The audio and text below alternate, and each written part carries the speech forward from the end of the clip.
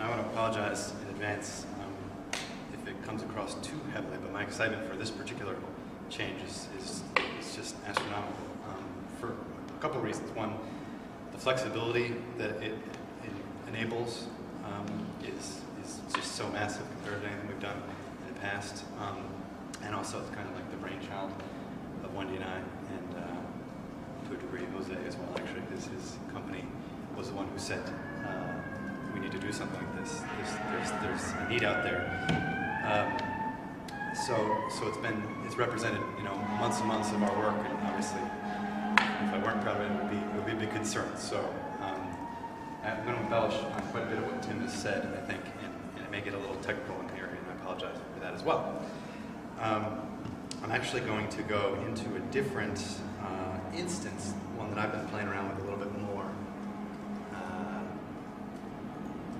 Actually, was that the custom? That's what I was saying. That was what you. Okay, my apologies. Okay, because I want to make a bunch of important notes about, important to me at least, notes about what this is actually going to mean for everyone, or maybe embellish on what Tim has said. First and foremost, you can have the exact same system you have right now.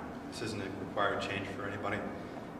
The default that Tim was showing you is our suggestions as to how to improve the interface, how to make it better, easier to use.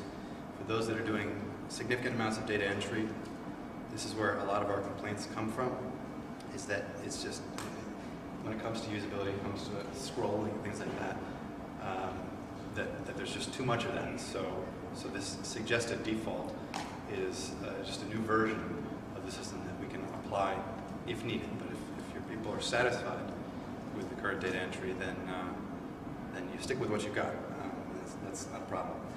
A little bit more about this new standard, the new default, is that it affects a bunch of different screens. Almost every screen that has that sort of tab-based structure, which is, really 75% of the data entry that happens in VISCO is in those tabs, right? We showed you the product in the container, but also the customer, vendor, manufacturer, sales order line and shipment, purchase order line and shipment, and inquiry screens all have these same additional levels of functionality beyond what was previously available. So to get into the details beyond what we looked at with Tim of what is again available, I'm going to go back into that product screen and just talk about some of the specifics, because I could tell Tim was glazing over some of the things because he didn't know if I was going to talk about it in more detail or not. I appreciate that because, again, my enthusiasm for this thing is great. So as Tim mentioned, this is our new standard, but the standard is just the beginning of what is capable, what can be done, and what we want to be able to do for you guys and make happen, because each one of the changes that has happened from the previous standard and what we have now represents a change that could be made without an actual developer writing code to do. In fact, I made a bunch of the changes myself. In fact, we have another person who's also making a bunch of changes, and a lot of it is tweaking of information in tables. And again, I don't want to get too technical, but there's a lot of less sophisticated work than it would be if somebody just hammering out lines of code to say, make this happen, make this happen. It's not to that level in terms of technical complexity. So, as Tim mentioned, 3 columns on top here can be added. We can move any field to anywhere on this screen. We can hide fields completely if the counting key is not a relevant thing, for example, or I don't care about copying. We can remove that option. We can add new fields that would normally be here, up into here. Say, for example, the unit measure, default purchase value unit measure. I want my users to always be able to see those things first and foremost, regardless of what tab I'm on, because they're very important things for us to keep track of, because it makes data entry and the order entry much easier. So we can move fields like this from here to here. We can hide them completely or arrange them in a different order. For example, I want the active to appear over here. I want the active, yes, no, to appear down here. So the movability of individual fields within the screen is I don't want to say unlimited. That would be a slight step in the wrong direction, but it's very, very dynamic. There are certain tabs that are unchanged and will be unchanged, like documents and images. It's not a data entry field. You're creating new, attaching new documents. That is sort of a different element of the system. But most of these tabs that have text boxes, there's the traditional entries like this, or the drop-downs, or the memos, those things can all be manipulated in the ways that I've just been describing and continue to describe. So that is one of the major points. Also, what appears, how many tabs appear, and what appears as the tab names, and the order of those tabs can also be changed. So, again, in our suggestions, the General Info tab would still be first. It has a lot of new fields on it, or different fields, relocated fields perhaps, but it doesn't waver in its location. But as Tim said, combining tabs, as we've done here, is something that we think it makes a lot of sense to do, just because extra, as he said, extra space, limiting the amount of scrolling that's necessary, and so on, to improve the data entry. Andy, if we go into this and start moving fields around, do you have to reprogram all our custom reports based on, or will no programming changes be needed for our reports? Yeah, no programming changes at all to the reports. It depends if we can still add new fields, and that may affect reports, But in terms of the moving fields within a screen, there's no effect on reports. It's all a separate area of the system that's sort of managed. In fact, to get again a little technical and nerdy for a second, what's happened from a structural standpoint is that what used to be custom fields, which you guys may or may not know the difference in what is a custom field and what's not, but it's like, wow, that really fits my industry. How did they know about that? Those are usually custom fields, right? So those guys have always been around, and we've always had the option of keeping track of those and manipulating them, moving in tabs and things like that. In reality, what's happened in the database is that every field has become a custom field. So we have all the things that we can do to a custom field now available to our standard fields as well. To get into a bit more detail about that, I'll go a little further. One of the things that's worth touching on is that we've got, for example, as I said, the custom fields.